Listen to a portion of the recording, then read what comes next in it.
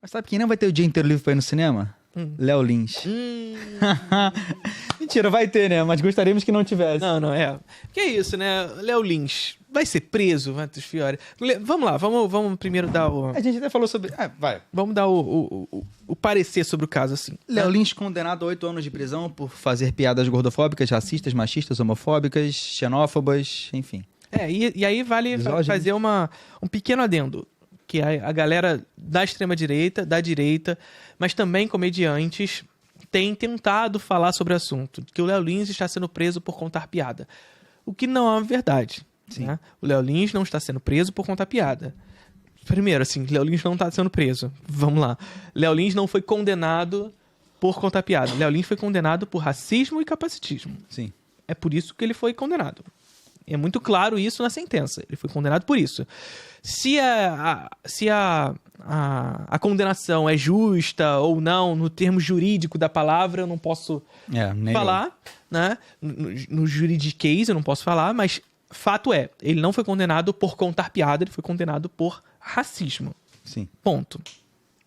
E aí, a partir disso, a gente começa a discutir outras questões.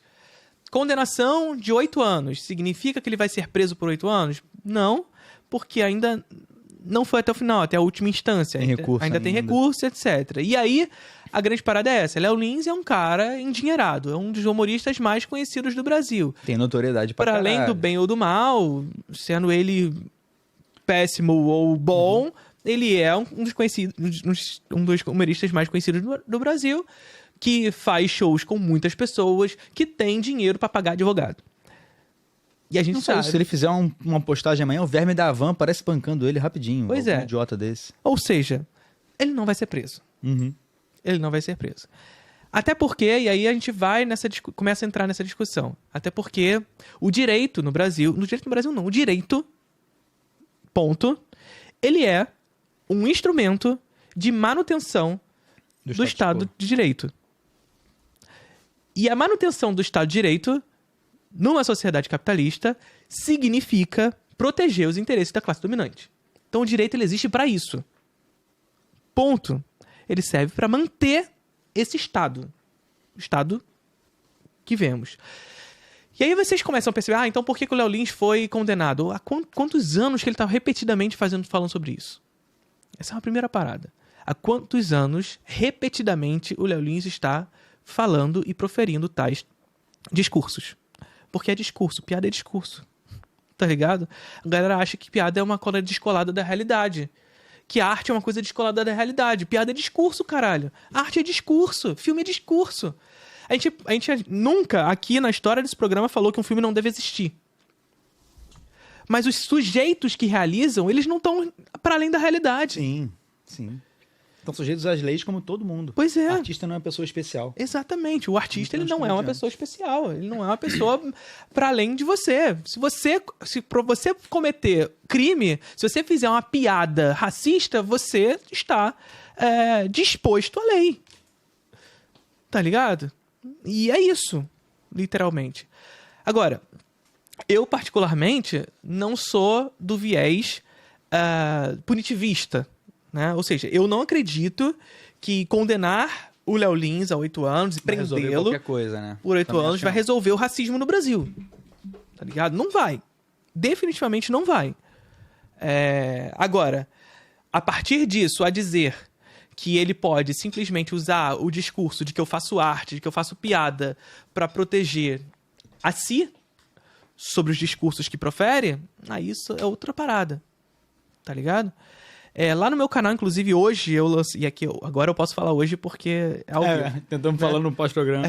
E eu lancei um vídeo em que eu faço uma análise mais de uma perspectiva estética, para discutir se é de fato uma piada ou não, se é de fato um personagem ou não, o que ele faz ali. Porque é uma outra parada que o Léo Lins tenta pra ele bota um personagem, ele bota a fantasiazinha, mas tudo parece ser uma desculpa para ele fazer comentários odiosos. Não é uma piada, não é uma construção de humor, uma construção de personagem, não, é só uma desculpa. Sim, pois é. Porque, não sei se você viu, Matheus, mas começou a rolar na internet, inclusive, parte do livro dele. Não vi. Tem, inclusive, um comediante, o Deco, que a gente, inclusive, foi no show dele aqui no Rio de Janeiro, bem legal, inclusive, e ele leu algumas partes do livro dele. Inclusive, quando o Santinelli veio aqui no programa, o Santinelli citou o livro do Léo abertamente Lins. falou que o livro do Léo Lins foi muito importante pra ele e pra muita gente na comédia, porque ele considera um livro bom. Para além do que o Léo Lins profere. O Thiago Santinelli, evidentemente, foi crítico ao Léo Lins aqui. Só que ele cita o livro do Léo Lins como um livro que ajudou muita gente a construir, a fazer comédia. E aí, a grande contradição disso tudo, e o que é muito curioso, é claro que a gente pode, e isso aqui é importante sempre, a gente salientar isso, é claro que as pessoas podem mudar. Tá? Desde o momento em que o Léo Lins escreveu o livro dele, ele pode ter mudado de opinião. Tá? Eu só acho muito oportuno do nada ele mudar de opinião depois da condenação sair. Mas ele pode ter mudado de opinião. Né? Mas no livro dele, ele deixa bem claro que pra ele, a galera do stand-up, quando sobe no palco, não faz personagem. Tá no livro dele. Ele escreveu isso. Que o cara que faz stand-up, quando sobe ao palco, ele sobe de cara limpa. Ou seja, não veste uma persona. Né? A máscara do ator, da atriz, do cara que vai representar. Ele sobe de cara limpa. Ou seja, aquilo é um discurso próprio dele, do eu. Sabe? Tá no livro dele. Não é imaginação, é só ir ler lá o que tá lá no livro dele. E agora, depois da condenação, ele fala que no palco ele é um personagem, que ele veste uma roupinha diferente, que ele faz isso, faz aquilo, então eu sou um personagem, gente. Assim, vamos lá. O que eu acho disso? Eu discordo do Léo Lins do livro. Eu discordo do Léo Lins do livro. Eu acho que ele faz personagem mesmo. Não, eu também acho. Eu acho que o stand-up, o comediante de stand-up é uma performance. Perfeitamente. E eu não discordo disso em nenhum momento. Não é necessariamente, né? Mas no caso dele, pelo menos... Não, mas eu acho que é personagem. E aí, até a gente pensar a ideia de personagem na maneira etimológica da palavra, no conceito de personagem, mesmo, né? etc. Que vem da persona, etc. Que é o permitir o outro sair de si, na medida em que você veste a máscara do personagem. Ele tá basicamente dando voz para as coisas mais doentias que o público dele pensa. É essa que é a parada. E aí a galera faz muito a comparação, por exemplo, com Choque de Cultura, a comparação com Paulo Gustavo, por exemplo. E, por exemplo, o Choque de Cultura, existe claramente uma representação ali, uma mimese representada por aqueles sujeitos que eles estão fazendo, né? E quando esses personagens do Choque de Cultura estão fazendo o que estão fazendo, aqueles são eles? Sim. Porque nenhum personagem surge do nada. Nenhum personagem... E aqui isso é teoria de atuação. Nenhum personagem, nenhum ator ou atriz consegue criar um personagem do absoluto nada. Esse personagem sai de si. Sai do eu. Pelo menos uma visão sua para alguma coisa. Perfeitamente. Ou seja... em última medida, da sua capacidade de mimetizar a realidade. E, portanto, de copiar e representá-la. O que faz o Choque de Cultura? O Choque de Cultura enxerga a realidade de determinados sujeitos específicos e satirizam esses sujeitos, ironizam essa representação de pessoas de direita, digamos assim. Né? Ou seja, extremizam essa maneira que eles enxergam a realidade. Satirizando, ironizando. Isso não é o que o Léo Lins faz. O Léo Lins não ironiza. O Léo Lins não satiriza. Não tem nenhuma crítica ali. Não tem crítica nenhuma. O Léo Lins, ele extremiza o próprio eu. É humilhação apenas. É uma representação, evidentemente. É uma mimetização da realidade. Ele enxerga a realidade, ele encontra na realidade uma possibilidade de construir um choque, e ele se utiliza do choque como uma muleta. Sim. E é isso que ele faz. Só que a grande questão é que esse choque não é aquele choque, caralho, chegou nesse nível. Não, é o choque pelo choque, basicamente. E é crime. Sim. Tá ligado? Então, assim, é personagem? Mas é aquela questão que a gente tava falando. Personagem, obra de arte, ou seja lá o que for, não é salvo-conduto, não é desculpa para discurso de ódio. A arte não existe num vácuo, né? Tudo é reflexo de uma coisa que a gente existe conhece no mundo real. Existe na realidade material. E aí esse sujeito que que profere tais palavras, ele precisa entender que o vídeo dele tá aí.